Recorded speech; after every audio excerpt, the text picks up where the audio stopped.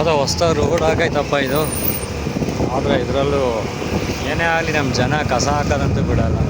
ಸ್ವಚ್ಛ ಭಾರತ್ ಅಭಿಯಾನ ಮಾಡಬೇಕಂತ ನಮ್ಮ ನರೇಂದ್ರ ಮೋದಿಯವರು ಹೋರಾಡ್ತಾರೆ. ಆದರೆ ಲೋಕಲ್ ಜನಗಳೇ ಅದಕ್ಕೆ ಸಪೋರ್ಟ್ ಮಾಡಲ್ಲ. ಇದು ಸ್ವಚ್ಛ ಭಾರತ್.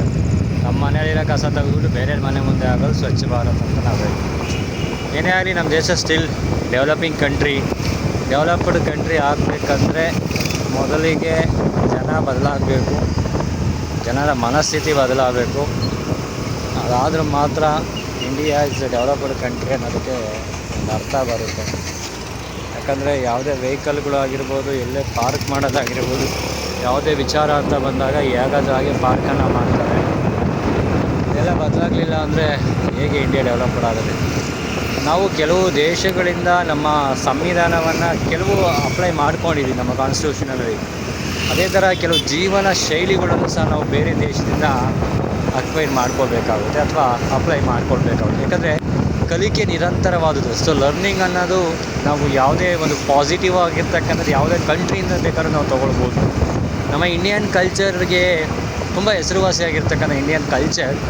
ಬಟ್ ಕೆಲವು ವಿಷಯಗಳನ್ನು ತಗೊಂಡಾಗ ಬೇಜಾರಾಗುತ್ತೆ. ನಮ್ಮ ಸಂಸ್ಕೃತಿಯನ್ನು ನಾವೇ ಹಾಳು ಮಾಡ್ಕೊಳ್ತಾ ಇದ್ವಿ. ಭಾರತೀಯ ಸಂಸ್ಕೃತಿ ಉದಾಹರಣೆಗೆ ನಾವು ಬಂದಾಗ ಸ್ತ್ರೀಯರಿಗೆ ಕೊಡ್ತಕ್ಕಂಥ ಗೌರವವನ್ನು ನೋಡಿದ್ರೆ ಯಾವ ದೇಶದಲ್ಲೂ ಸಹ ಕೊಡೋದಿಲ್ಲ, ಅಷ್ಟು ಅತಿ ಗೌರವವನ್ನು ಕೊಡ್ತೀವಿ. ಬಟ್ ಈಗ 21ನೇ ಶತಮಾನದಲ್ಲಿ ಅದು ಉಲ್ಟಾ ಆಗ್ತಾಯಿದೆ. ನಾನು ಏನು ಹೇಳೋಕ್ಕೆ ಇಷ್ಟಪಡ್ತೀನಿ ಅಂದರೆ, ನಮ್ಮ ಬ್ಯಾಂಗ್ಳೂರಲ್ಲಿ ಸ್ಪೆಷಲಿ ನಮ್ಮ ಒಂದು ಕ್ಯಾಪಿಟಲ್ ಆಫ್ ಕರ್ನಾಟಕ ಅಂತ ನಾವು ಹೇಗೆ ಕರಿತಾ ಹೋಗ್ತೀವಿ.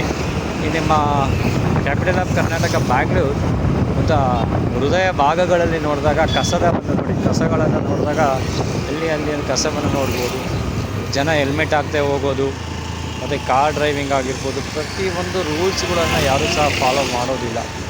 ರೂಲ್ಸನ್ನು ಬಿಟ್ಟು ಎಲ್ಲರೂ ಸಹ ಹೇಗಂದ್ರೆ ಹಂಗೆ ಹೋಗ್ತಾರೆ. ನೋಡಿ ಈ ವೆಯ್ಯ ನೋಡಿ ಹೆಂಗೆ ಹೋಗ್ಬೇಕು ಅನ್ನೋದೇ ಅವನಿಗೆ ಗೊತ್ತಿಲ್ಲ. ಹೆಂಗೆ ಬೇಕೋ ಹಂಗೆ ಗಾಡಿನ ತಿರುಗಿಸ್ತಾನೆ. ಮತ್ತು ಓವರ್ಟ್ಯಾಕ್ ಮಾಡೋದು ಹೇಗೆ, ಯಾವ ಕಡೆ ಓವರ್ಟ್ಯಾಕ್ ಮಾಡಬೇಕು, ನಾವು ಲೆಫ್ಟ್ ಹೋಗ್ಬೇಕು, ರೈಟ್ ಹೋಗ್ಬೇಕಾದ್ರೆ ಪಾರ್ಕಿಂಗ್ ಬಳಸಬೇಕಾ. ನೋಡಿ ಇಲ್ಲೊಂದು ಸಿಗ್ನಲ್ ಇಲ್ಲ. ಸುಮಾರು ನೂರಾರು ಗಾಡಿಗಳು ಓಡಾಡ್ತವೆ, ಸಿಗ್ನಲ್ ಅಂತಕ್ಕಂಥದ್ದೇ ಇಲ್ಲ. ಏನೇ ಹೇಳಿ ಫ್ರೆಂಡ್ಸ್, ನಾನು ಏನು ಹೇಳೋಕ್ಕೆ ಇಷ್ಟಪಡ್ತೀನಿ ಅಂದರೆ, educated peoples nowadays behave like uneducated people. So ನಮ್ಮ ಭಾರತದ ಸಂವಿಧಾನವನ್ನು ಗೌರವಿಸಿ, ಭಾರತ ಸಂಸ್ಕೃತಿಯನ್ನು ಗೌರವಿಸಿ, ಕಾನೂನು ಪಾಲನೆಯನ್ನು ಮಾಡಿದ್ರೆ ಮಾತ್ರ ನಮ್ಮ ದೇಶ ಡೆವಲಪ್ಡ್ ಕಂಟ್ರಿ ಲೀಸ್ಟಲ್ಲಿ ಸೇರುತ್ತೆ. ಅದರ್ವೈಸ್ ಇನ್ನು 20-30 ವರ್ಷ ಆದರೂ ಸಹ ಜನಸಂಖ್ಯೆಯಲ್ಲಿ ಹೆಚ್ಚಳ ಆಗುತ್ತೆ ಹೊರಹ ದೇಶ ಅಭಿವೃದ್ಧಿ ಹೊಂದಿದ ದೇಶ ಅಂತ ಯಾವುದೇ ಕಾರಣಕ್ಕೆ ಹೆಸರಂತೂ ಆಗೋದಿಲ್ಲ.